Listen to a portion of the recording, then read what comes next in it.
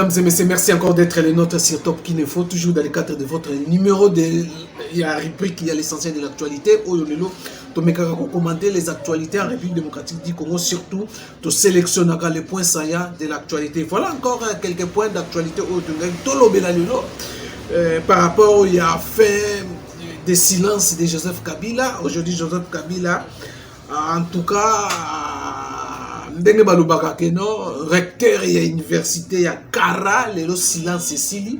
Pourquoi Joseph Kabila lelo a regroupé couche où ils ont composé FCC, bureau politique élargi à FCC, il y a des communicateurs à RCC, il y a FCC, il y a aussi les partis et regroupements où ils ont fait partir dans FCC, les mouvements citoyens.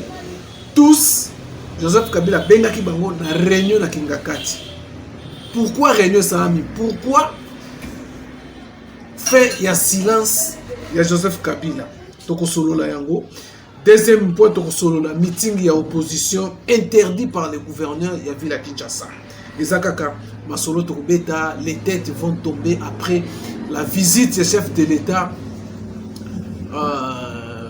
les 14 là-bas, chantier qui abritera les jeux de la francophonie. Les têtes vont tomber. Nous allons en parler. Tokolobela aussi, si le temps va nous permettre, de commenter sur le lancement de la 3e édition. Il y a RDC Mining, une conférence où ils vont réunir des acteurs miniers œuvrant en République démocratique du Congo et certains invités venus de différents pays pour assister à la conférence Wana. Mais ce qui a étonné quand même l'opinion nationale, et surtout par rapport à Romone, alors il y a ouverture, il y a conférence Wana, des cadeaux, des sacs avec des drapeaux LGB. Il y a des homosexuels dans Mboka na biso. Est-ce que ça qui ça la publicité, pousser les autorités à accepter aussi LGBT est à l'installer dans la République démocratique du Congo. Qu'est-ce qui s'est passé réellement dans le comportement ou soit publicité Oyo et Salami à LGBT na Lubumbashi et place Wapi conférence et Salama qui na ancien hôtel Caravia actuellement Pullman il y a Lubumbashi place colère il y a pas congolais et Salamaki colère va manifester qui colère surtout bande konabiso na Lubumbashi kuna. Voilà mesdames et messieurs, toko solo la libération il y a roi mini Congo les lois azalaki tolo bandenge ni to éviter to interpeller auditionner donc communication pesi bato moi mobulu Olanda porte-parole na aloba bazalaki arrêté. Ok, avocat Azalaki arrêté, il est malade, gravement malade. Après sa libération, lui-même, Roi Mini Congo, Zombie Fabrice Zombie, à l'objet et on ne comprend pas ce qui s'est passé réellement. Na silence et absence naie, na kobunga naie. Na Congo bandeko faire koyoka na sousoude bien que il y a eu comme je vous ai dit tout à l'heure que non les porte-parole naie alors que non aza arrêté na niveau ya Conseil national de sécurité il y a présidence. Voilà mesdames et messieurs.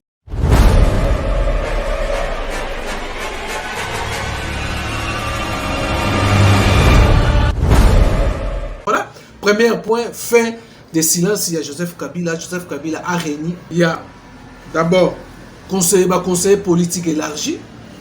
Il y a eu à Bengisaki chef il y a parti politique et regroupement au bazana kati ya FCC à Bengisaki aussi à réunir aussi association à réunir aussi mouvement citoyen oyo bazana kati ya FCC. C'était autour de quoi vous savez que nous sommes dans une période qui s'annonce déjà. Il y a des dépôt, il y a des candidatures, tout ça dans l'année électorale de la République démocratique du Congo. C'est tout à fait normal. parti politique, regroupement politique, il faut se positionner, position pour affronter les prochaines élections et ça en décembre 2023 comme ils ont prévu dans le calendrier il y a CENI. Voilà la raison pour laquelle Joseph Kabila a réuni il y a composé FCC l'évaluation nini faut surtout dans la période dans l'année électorale. Je crois que dans une semaine, dans 10 jours, les dépôts de la candidature niveau dépôt, voilà, ils ont eu l'occasion pour Joseph Kabila à briser silence, vraiment à couche sur FCC monter encore une nouvelle stratégie pour que rafler quelques postes. Il y a quelques postes, il y a bien institution pour voilà, on entend maintenant la communication finale. Je ne sais pas, on a une analyse par rapport à comment on a mis les contenus. Il y a réunion bauti ko sala et officiellement non annoncé, mais nous avons réfléchi par rapport les enjeux électoraux, oyo tozana yango na année oyo na décembre. Et voilà la raison pour laquelle akokaki ko s'était qu'on vende toujours silence, c'était et les occasions pour na à évaluer FCC na etikali ndenge ni bazandenge nini boye est-ce qu'il y a moyen pour récupérer aussi ba mususu oyo bakendaki na ngambo ya union sacrée, est-ce que c'est possible bazongela Joseph Kabila. Voilà ils ont une stratégie bauti ko sala réunion na bango, c'est tout à fait normal oyo et ça par rapport à enjeux électoraux oyo ils ont s'annoncer déjà. Voilà mesdames et messieurs, deuxième point, les meetings il y a la Muka où ils ont prévu na place Saint-Thérèse dans Chili, interdit par le gouverneur. On ne sait pas pourquoi, quelles sont les raisons. Ou ça dit que non. Donc, les raisons avancées par le gouverneur qui n'est pas vraiment fondée, surtout la démocratie et l'opinion. C'est poser la question, Congolais, qui sont soutenus, Kinois, ceux qui meeting parce que on n'a pas senti vraiment sensibilisation autour. Il y a meeting le 17 mai. Meeting parce que au moins Fayulu Azali Banda, Moïse Katumbi, Azoye Banate place Azali, donc leader Bakoyate meeting que et voilà, après quelques jours, 48 heures, tout le monde que 24 heures après, tout le monde que l'être ne bon pas côté ça qui Jantini Ngobila a outil koboya meeting wana ati koboya meeting et kozalate où ils ont prévu samedi le 17 salate, mais certaines opinions pensent Ngobila a étouffer la démocratie, a étouffer la vision en chef de l'État. Il y a koboya les activités, il y a opposition par rapport au calendrier na bango balobaki après meeting marche ça le 21 samedi prochain, non, 4 jours après, marche que vous en avez Kinshasa, je crois que ça sera le jeudi. Voilà comment Jantini a étouffé la démocratie. Pourquoi pas les laisser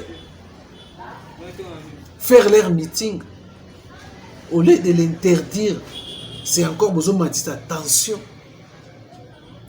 Attention, même les Congolais ont été meeting et que la source parce que mobilisation, sensibilisation, communication, moins par rapport à les Congolais, les Congolais, meeting Jantina boy pour ils ont fait ça, ils ont aidé le chef de l'État malgré les raisons avancées par Jantini Ngobila. Voilà, mesdames et messieurs, la raison est avancée. Et quelque part à servir, à passer encore, à passer encore force dans les 4 leaders rwandais. Et la raison pour laquelle les gens vont poser la question, est-ce que Ngobila a joué DGT? Ngobilazo travailler dans la vision de Félix Tshisekedi. Voilà la raison pour laquelle bazo remettre toujours l'opinion nationale, bazo remettre toujours ces régimes, les régimes à Kabila. C'est par rapport à Romona Makambo, par rapport à voir la façon dont bazo fonctionner. Ils ont ça vraiment différencité par rapport à la vision en fait Tshisekedi. Pour tout l'année biso nyonso bakosala ba marche na bango bakosala ba activité bakopesa bango temps ya kosala ba activité. Pourquoi vous l'empêchez basala ba activité na bango politique te? Oh lelo ezako kende en défaveur ya union sacrée, en défaveur ya chef de l'État. Il y a union sacrée. Voilà, mesdames et messieurs. Ça, vraiment, c'était le deuxième point. J'ai dit le troisième point, les dettes vont tomber. C'est par rapport à la visite qu'a effectué le chef de l'État, les 14, dans les chantiers. Il a fait les ronds, la ronde, il y a un chantier qui abritera la francophonie aujourd'hui. Ce qu'il a constaté, na oya yoki na les réalités au banaye ko memela ye na ba conseiller na bato mususu à vivre réalité mususu. Et pour vous dire que non, comme il a été prévu que même lors de sa dernière passage na ba chantier wana le 17 mai va confirmer que non, ils vont remettre les infrastructures nions sur les 30 juin. Mais en réalité, les travaux, la façon dont les choses se passent, les travaux, ils ont accepté que dans les 30, ils vont remettre dans l'organisateur l'infrastructure au grand complet pour que j'ai ça dans ma condition et qu'on ait ça. Une réalité à comprendre le flatteur autour de il est entouré de mauvais collaborateurs. Les assurances, malgré les assurances, il y a un numéro 1 à francophonie. Mais, ils ont la route, les Congolais, les route, les centre-ville. Nakobona déjà dans Libanda, c'est pratiquement impossible le 30 juin. Il y a moins Oyo. Les infrastructures, Nyoso. Et voilà la raison pour laquelle le chef de l'État, après l'échange, n'a pas d'entreprise de ça, la misala. L'entreprise, selon les informations, les problèmes sont des problèmes financiers. Aussi longtemps que tu as dit qu'on avait déjà débloqué une somme pour l'exécution, il y a des travaux, il y a de la francophonie. Et voilà une réalité. Après descente, Morizala qui surprise, à surprendre qui Batounyonso, chef de l'État, a constaté retard, malgré a encouragé Bamba à tout pour que le 30 juin, Nyon soit signe. Mais selon l'information qui sont de quota qui n'a pas d'entreprise sur place, et que ça la passe pour que va disposer d'infrastructures selon le chef de l'État, surtout à tenir que les Géouana et Salmaka dans la République démocratique du Congo. Et que ça la moi passe biloko ça. Or, j'ai gros Salma mais parce qu'on risque que non les infrastructures mususu moyen et qu'aussi la té. Donc moyen té mais et qu'auki aussi la té. Tu éviter na temps miracle ni ba ko sala même à renforcer travailleurs main d'œuvre ba renforçant est-ce que na ba jour éthical des semaines éthical to 13 jours, mettons seulement 2 semaines. Est-ce qu'ils seront à la mesure si ça mis ça la nuance? Voilà.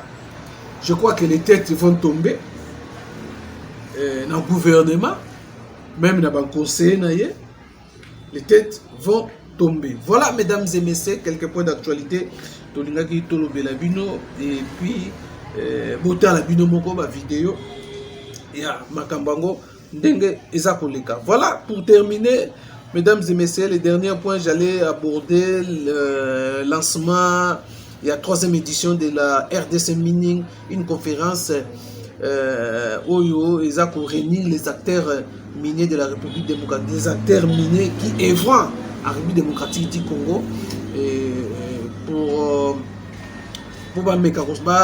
discuter autour il y a secteur nabango, secteur minier. Et voilà, c'est que Tolingi to constata qui Oyo et Pesaki quand même Congolais Kanda, surtout Congolais les Louchois Kanda ou mouvement citoyen se sont mobilisés pour dire non na drapeau il y a LGBT. Des sacs cadeaux arborant le drapeau arc-en-ciel de la communauté homosexuelle et transsexuelle dite LGBT distribués aux invités et aux visiteurs de la cérémonie d'ouverture de la DRC Mining Week par les organisateurs, cela a suscité une grande clameur publique. Sur les réseaux sociaux, de nombreux Okatangais se sont dit scandalisés par cette promotion contraire aux us et coutumes locales. Saisi par ce malaise social, le gouverneur Jacques Kabula Katoué a convoqué les responsables de VUCA Group, la société sud-africaine qui organise la DRC Mining Week depuis 16 ans. Le directeur du Pullman Grand Caravia Hotel, lieu qui accueille l'événement, Jacques Kabula Katoué, a été ferme quant au respect de la Constitution et des lois congolaises. David Ashdown, CEO de VUCA Group, s'explique. Les sacs contestés seront complètement retirés de la circulation. Nous sommes sincèrement désolés que l'intention qui n'était pas de passer un message négatif ou d'offenser les personnes en présentant ces sacs, nous avons donc retiré le sac et cela n'a pas été produit intentionnellement dans le but de causer du tort ou un désagrément à qui que ce soit. Présente à cette réunion, la ministre provinciale du genre, famille et enfants, Gisèle Ngungwa, a condamné cette attitude contraire aux lois de la République. Par rapport à la Constitution ainsi qu'au Code de la famille, le mariage est constitué d'une femme et d'un homme. Je ne dis pas d'une femme ou d'un homme, non. D'une femme et d'un homme. Nous respectons ces dispositions constitutionnelles et légales. Et pour le ministre provincial des Mines, Toto Tchansa, la DRC Mining Week reste une opportunité d'affaires dans le secteur des mines. Il condamne également l'incident des sacs arc-en-ciel. Au travers DRC Mining, on parvient à concilier les demandes faites par les miniers et les offres. Donc, il y a un incident malheureux qui s'est passé, ça appartient au passé. Le gouverneur, dès qu'il a été saisi, il a appelé les organisateurs. Et nous venons d'une réunion où des consignes fermes ont été données. Les organisateurs vont retirer tout. Donc la campagne, c'est comme ce qu'on a dit, c'est campagne, il y a pour ça la propagande, il y a homosexuels en République démocratique du Congo, il y a Congolais, nous devons respecter notre culture africaine, donc il faut que sa culture africaine pour nous locaux.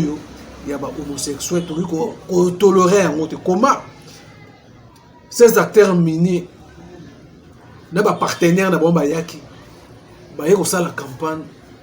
Il y a des homosexuels dans l'hôtel Pullman. Voilà, mesdames et messieurs, qui a qui kanda na Congolais oyo basilika ki makasi ya komona drapeau ya LGBT. Voilà, mesdames et messieurs, quelques points d'actualité nous avons sélectionnés pour vous et nous allons aussi prendre les derniers points. Je crois ça c'est les derniers points. Roi Mini Congo, Fabrice Zombi Oyo Goebi Abungaki et Pesaki moi interprétation naye na ba porte-parole comme avocat naye ba lobi makambo mosusu ye wana ba otikotika ye.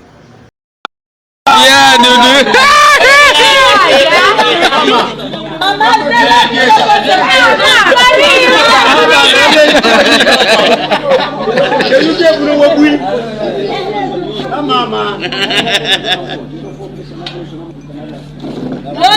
tuingi la betu tatu mwana betu kile kulikongea bwa muna sisi kitoko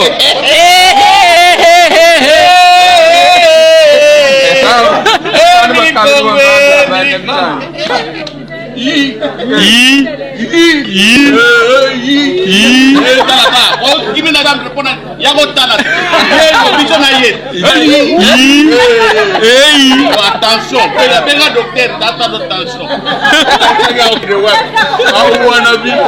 Danger.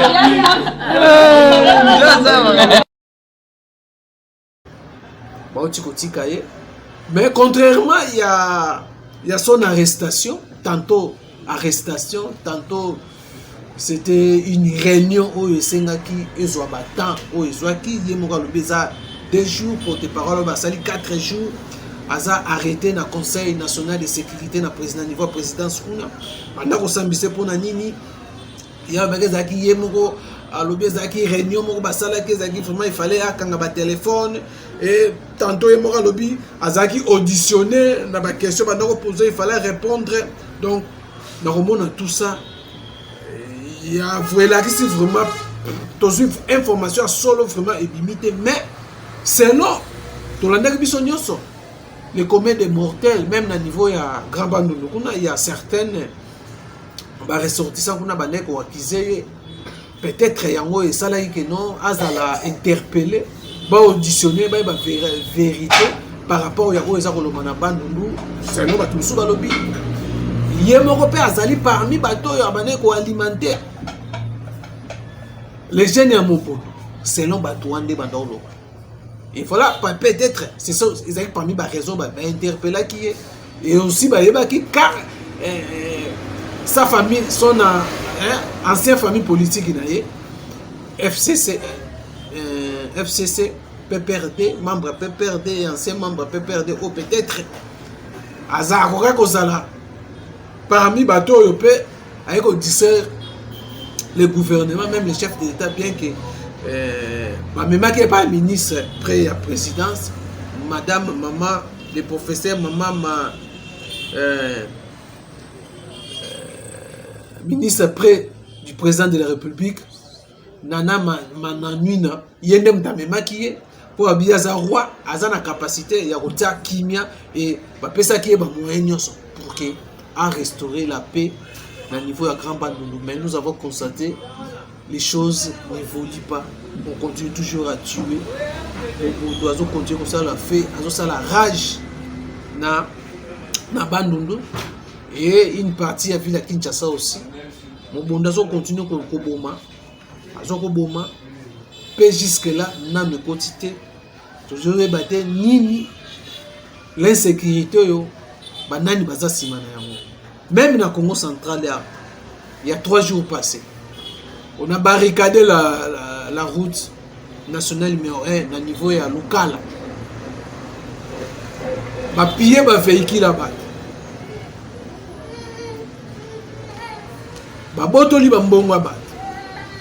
Ces gens avec des armes, voilà l'insécurité que vous guettez la République démocratique du Congo. Kinshasa, nous sommes déjà encerclés. Déjà, dans l'encerclement, il y a insécurité. Est-ce que service de sécurité, ça voilà, mesdames et messieurs, question à Congolais, ils sont comprendre, voilà, mesdames et messieurs, voilà quelques points d'actualité où vous avez commenté, tout scripté, tout analysé, entre Nganabino sur la question du point saillant d'actualité. Merci de nous vous avez tellement belé pour l'andabiso. Prochainement, le numéro Moussoussou. Abonnez-vous massivement sur Top Kinefo. On se retrouve prochainement avec un nouveau numéro. Bye bye.